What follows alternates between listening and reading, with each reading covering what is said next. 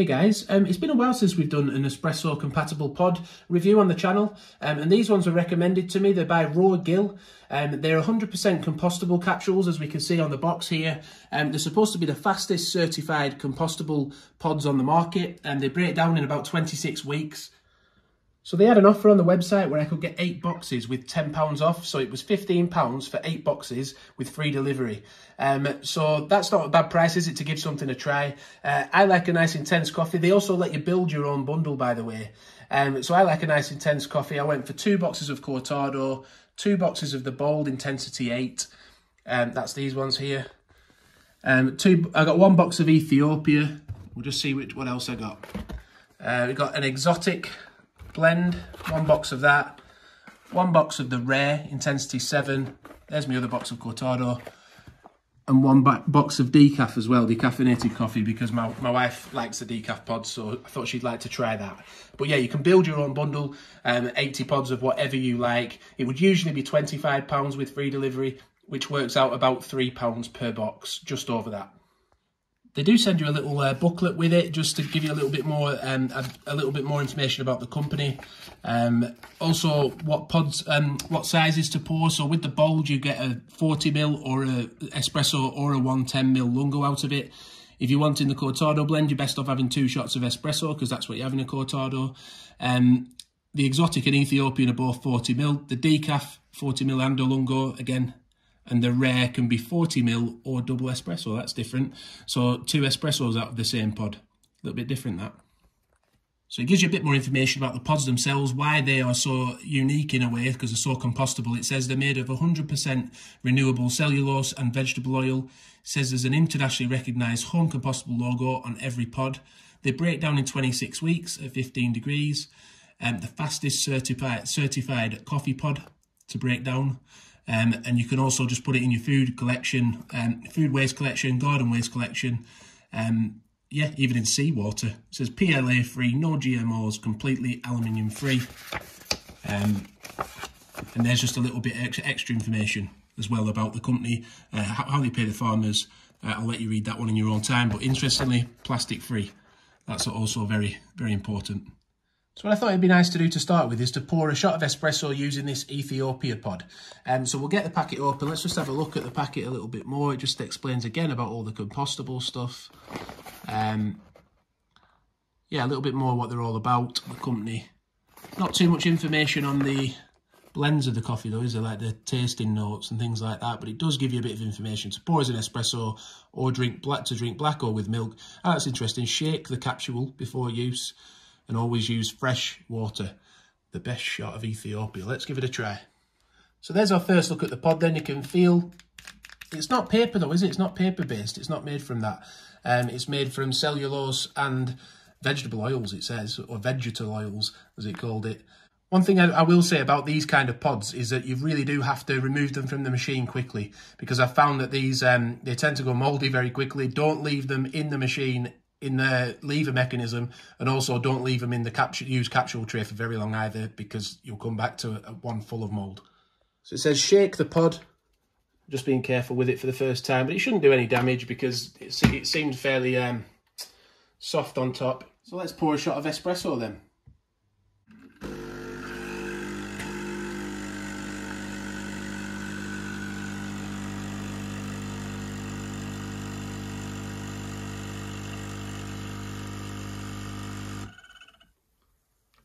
First impressions watching that pour is that it seemed quite nice and thick and creamy, didn't it?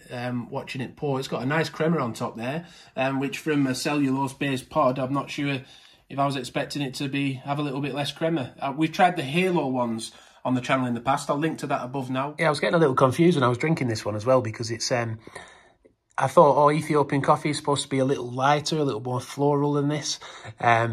But yeah, this one apparently is from the Jimma region, which is known for higher caffeine content in the coffee, and also having a sort of, it said cedar notes and cocoa notes as well. So you're getting that little bit of spice over the top as well, a little bit of spice sizzling away on your tongue. So it was a little bit different to what I expected Ethiopian coffee to be like, but perhaps that explains why, and it explains the higher intensity as well, being at 9. When the Cortado one was at an 8 and the Bold was at an 8. So I found that quite interesting. So I've decided to actually pour a latte with the Ethiopia pods as well, just to see what that's like, because that's the drink I drink the most, so I'll be able to see what I think of it better as my preferred drink.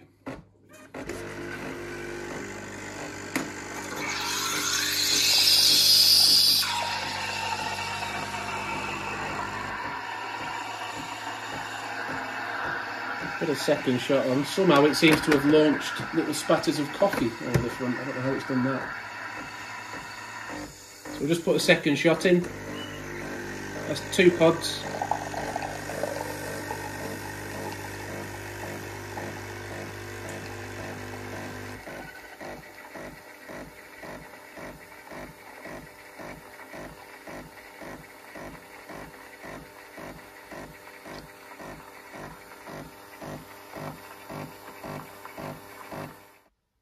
I only really pour mine to about there.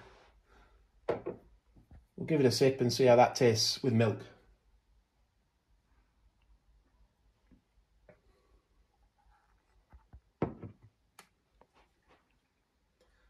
I find that quite mellow, which is interesting to say it's intensity 9, which is more than the Cortado pods. It is well balanced, but it is quite mellow for me. So I thought I'd give you a quick look at what the pod looks like now it's been pierced. It seems to have caved in a little bit on the back there, doesn't it? I don't know if you can see that.